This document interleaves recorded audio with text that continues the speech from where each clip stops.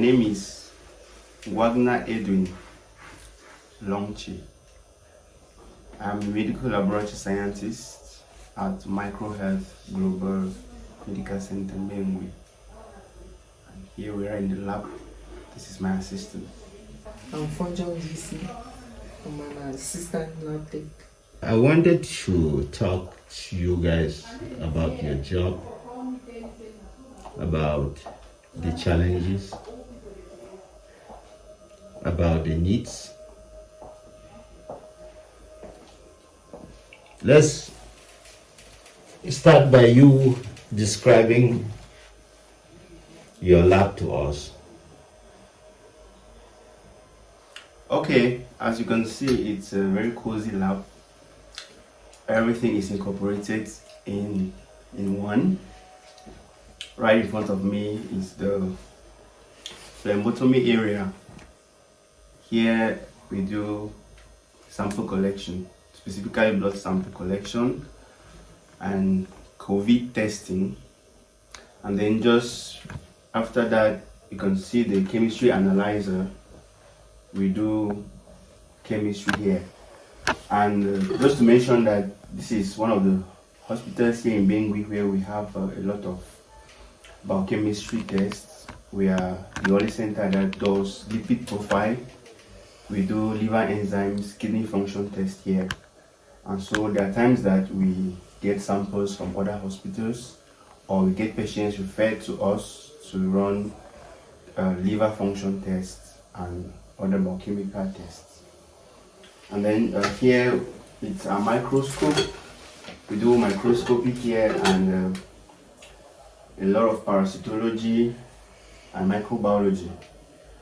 But as you can see, we are improvising. The microscope has a little problem, and so we didn't have enough funds to get a new one. So we had to meet a technician who adapted this for us. So in order to put on the microscope, we have to use this equipment.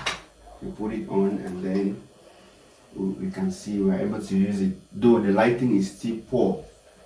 And so we keep improvising and trying to see how we can render our services. And here we have our bench aids. We have the parasitological chart, which aid us in case we have parasites that are confusing. And then right here is the sink where we do our staining.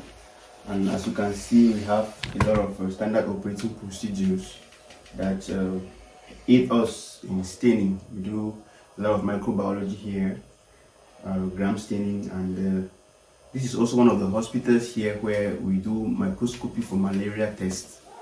We all know that in most hospitals there is this rapid diagnostic test that is common, but here we prefer to do microscopy because it is more sensitive. Yeah, and so some patients actually come and say, we come here because we want you to do that in microscope, the one that you see the malaria parasite. So we do the staining here and then we observe using the microscope.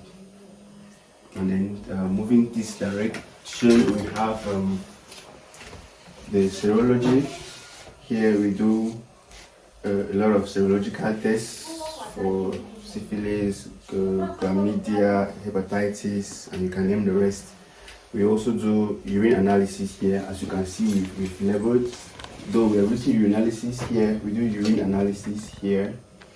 We use the material for urine analysis. You can see Combi 11. We also prepare the sample for stools, the stool smear. We prepare them here and then we take them to the microscope for observation. There we keep blood samples, used blood samples.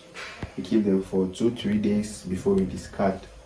And then there we have our tubes, both the dry tube and the EDTA tubes, which we use depending on the sample that we want to collect. We have our centrifuge here, our small centrifuge. We use it to centrifuge samples, get plasma, we get serum, depending on the test that we want to run. And then we have our dryer here. One of the reasons why patients prefer or like to come to us is because we are pretty fast in our lab results. And this is one of the things that help us, the dryer. Here we have the refrigerator. We store our samples here, the ones that have to be stored between 4 to 8 degrees Celsius.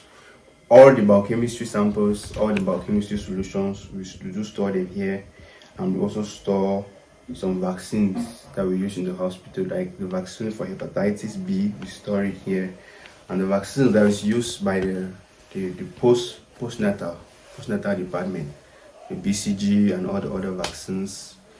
We store in the MMR vaccines, they are stored here in the fridge, and also the samples for rheumatoid factor, C-reactive protein, and a lot more. We do store them here.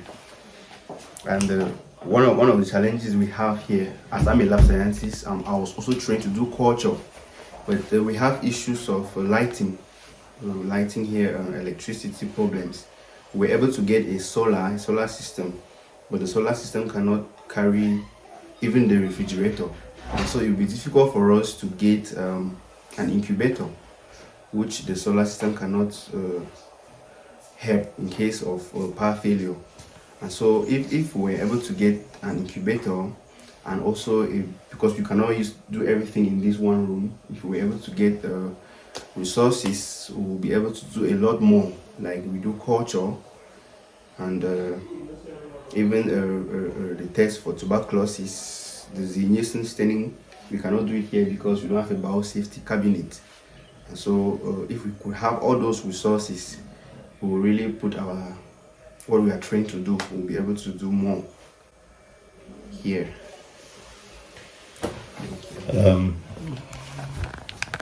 Thank you for this magnificent presentation. And as you said, the power system, the electricity, is one of the challenges that you have here. Yes. Do you think any amount of solar installed can overcome that challenge? Yes, I have spoken to a number of people, and the guy who installed the present solar that we have talked of getting more batteries. If you have more batteries and maybe add more solar plates, we will be able to have the voltage that can carry the refrigerator, and why not an incubator?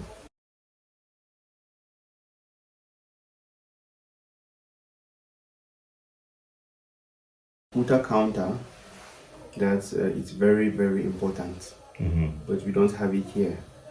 So what the doctor does is he requests white blood cell count, manual white blood cell count, and manual differential count, which though is cheap for the patient, it takes a lot of time because we do it manually.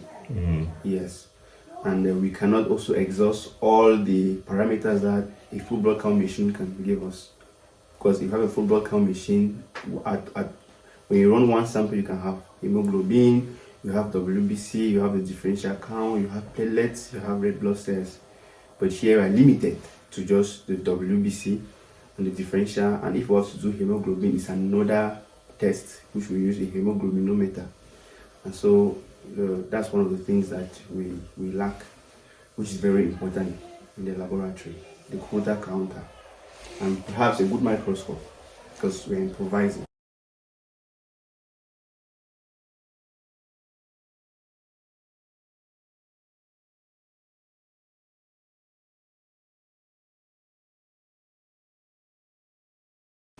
Let's talk about your continuing education, given that diseases are evolving. Yes. And the new techniques. How do you keep yourself up to date with the evolution of your specialty? Okay, one of the most important things that I am proud of myself is that I'm a good learner. Yes, I've been working for 3 years now, but I have had I've taken a number of online courses. Yes, especially in my field. I'm a good I'm good at Future Learn. There is online universities. We have Coursera, we have Future Learn, we have edX. I've taken a number of courses in Future Learn and edX. For example, when the COVID-19 pandemic was around, I took about 3 courses that were offered by the London School of Hygiene and Tropical Medicine on COVID-19 testing, how to COVID-19 screening and management. Yes. So that's one of the ways in which I improve on my skills, by taking online courses. And then the government of Cameroon usually calls some lab technicians sometimes for some training, like for new methods, either new diagnostic methods. Like when the COVID-19 came, we had to be trained on how to do the nasal sample and to run the test, because that was a new thing. And so the government we had to move over to the district hospital and had the training. So those are ways in which I improve my... I think, given that your facility here is also a reference for most of the healthcare systems, Yes. I think it is important for us to put the lab in a better situation to be able to carry a lot of these tests. For instance, microbiology, that we have the equipment that you need. For instance, biosafety cabinets, Right. and various culture media. Yes. It's a separate room yes, for that. yes. Bunsen burner, I lot of thi- solutions. I think we have the technical know-how skills here. Yeah. It is just a matter of us getting the equipment. And from me being here for about 2 weeks, the reports from patients and other facilities been very good and very positive. And here, it also helped me to reevaluate things, because we always thought that COVID-19 is scarce here, but after talking with you and the medical doctor, and seeing that you're almost diagnosing almost on a daily basis, it has been,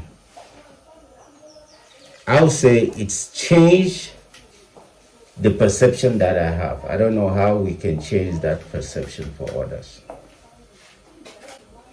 especially those who are here, that you need to sensitize them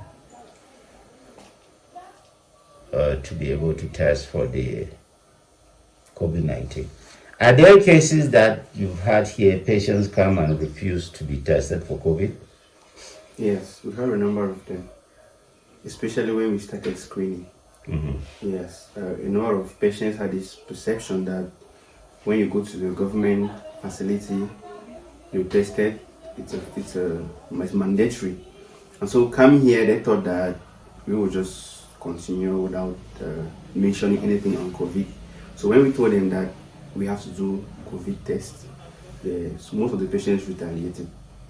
But then it's always, as we have always been, talking to the patient, politely explaining to them the importance of the test, which begins right from the doctor's office, right to the lab. We keep talking to the patient and telling them the importance of the test, and trying to kill some of the malperceptions that they have, because most patients used to think that during testing we rather give them COVID.